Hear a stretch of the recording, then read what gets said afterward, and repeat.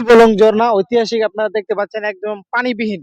পানি না থাকার কারণে ঝর্ণার যে সৌন্দর্য সেটা কিন্তু আমরা দেখতে পাচ্ছি না। আপনারা কিন্তু অনেক দূর থেকে এসেছেন, ঠিক না? এখন এই ঝর্ণায় পানি না থাকার কারণে আপনাদের এখন অনুভূতিটা কি?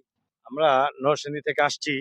আমরা এই ফেসবুকে ইউটিউবে দেখেছি আসলে এই মানে সুবলং ঝর্ণার এই সৌন্দর্য কিরকম, কিন্তু আসলে এখন পানি নেই।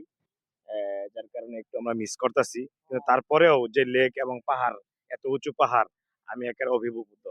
মানে আমি কল্পনা করতে পারি না যে আল্লাহ পাক এত সুন্দর জিনিস যে এই রাঙ্গামাটিতে তৈরি করে রেখেছেন। ধন্যবাদ আপনাদের।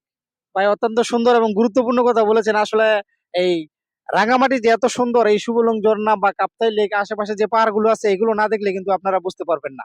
ভাই, কোন জায়গা থেকে এসেছেন? আমি নরসিংদী থেকে এসেছি। আপনার নরসিংদী থেকে এসেছেন। আপনার হ্যাঁ, কাছে কেমন লাগছে? আমার মতামত একই। কিন্তু এই ঝর্ণা যেহেতু শুকিয়ে গেছে, কিন্তু দৃশ্যগুলো দেখতে আমার খুব সুন্দর, খুব আনন্দ লাগছে।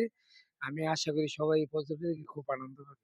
ধন্যবাদ ভাইকে। সবাই ঝর্ণা দেখার উদ্দেশ্যে এসেছিল, কিন্তু ঝর্ণায় পানি না থাকার কারণে কিন্তু ঝর্ণার সৌন্দর্য আমরা দেখতে পাই নাই। কিছু করার নাই। দর্শক, আপনারা আসবেন, ঘুরে যাবেন। ধন্যবাদ সবাইকে।